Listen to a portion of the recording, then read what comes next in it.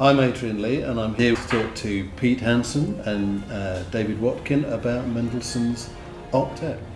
What we've got is the original score that he wrote when he was 16. Very passionate, brilliant piece. Mm-hmm. And then about 7 years later, he revised it for publication. Right. And he cut lots of music out, cut bits of music out he didn't like. Some of the music we've found is fantastic, and we're having a great time going through this first manuscript.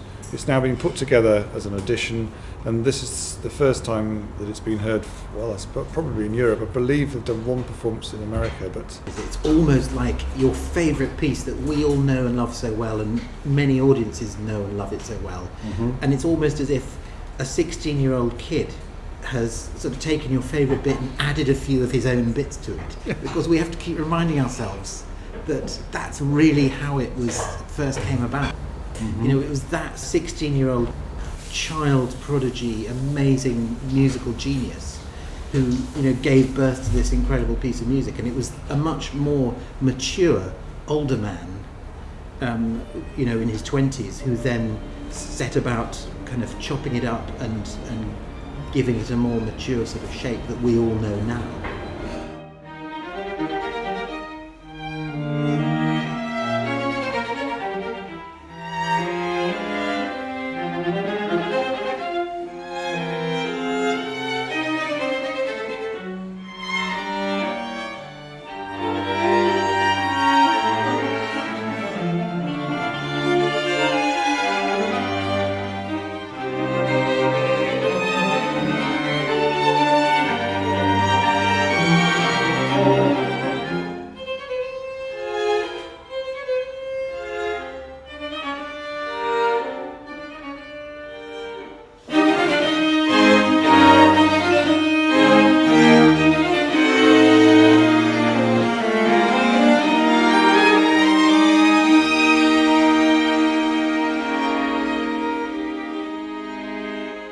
So there's probably some sections that we're going to hear in this new version which sound maybe a little bit experimental, maybe a little bit unusual for the time, or they'll certainly be unfamiliar. Yeah. Okay, they'll be unfamiliar, but you'll still recognise his musical language. You can sort of hear that sometimes slightly gawky, but always skillful, but not totally mature. I mean, with a composer of that level of prodigy, the word musical maturity become almost meaningless, because you can't really say when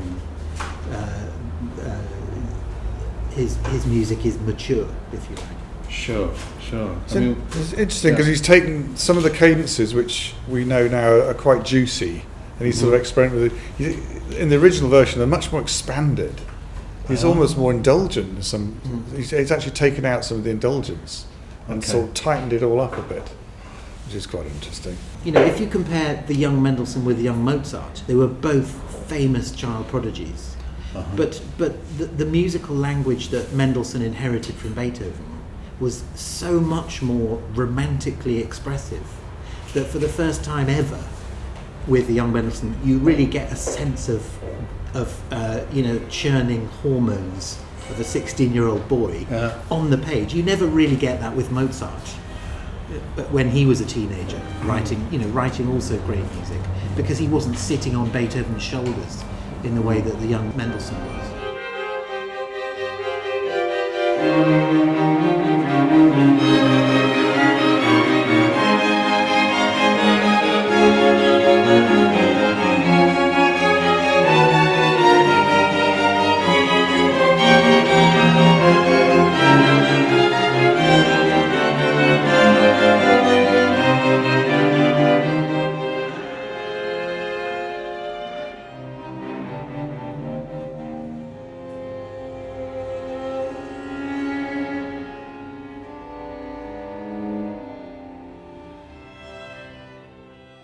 We're talking about 1825? 1825, exactly. Yeah. Every time a new Beethoven string quartet came out, Mendelssohn rushed out and bought the new score, and obviously examined it in great detail and was terribly influenced by it. Right.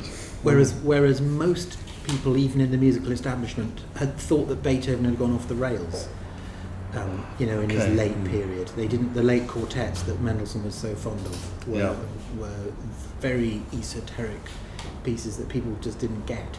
Yeah. Tell me something about how you guys got together and how you sort of started playing this music, because you play on period style instruments. That's correct. Yeah. We've been playing together for nearly 20 years now. David and I met in the world of period instrument music making in London, and we started thinking, well, why not have a go at 19th century music?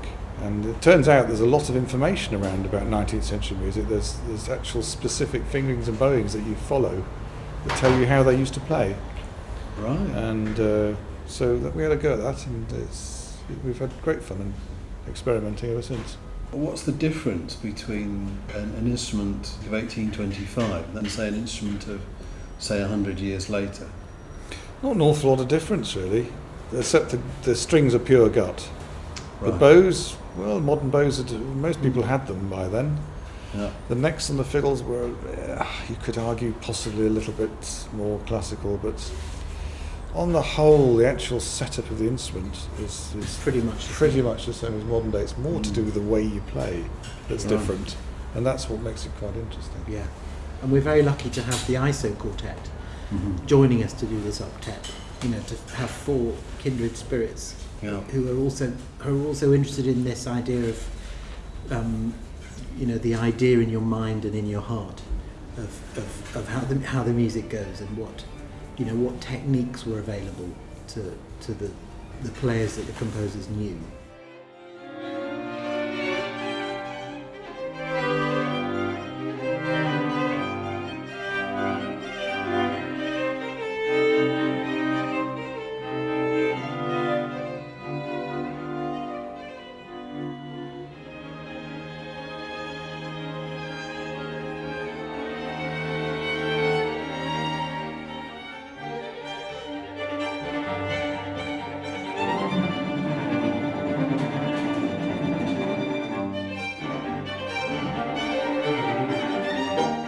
Could you give us an idea of what kind of things you're rediscovering in that area?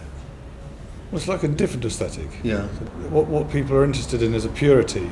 I've got a very old edition of The Grove, and I look it up, and it always says so-and-so was renowned for his purity of tone.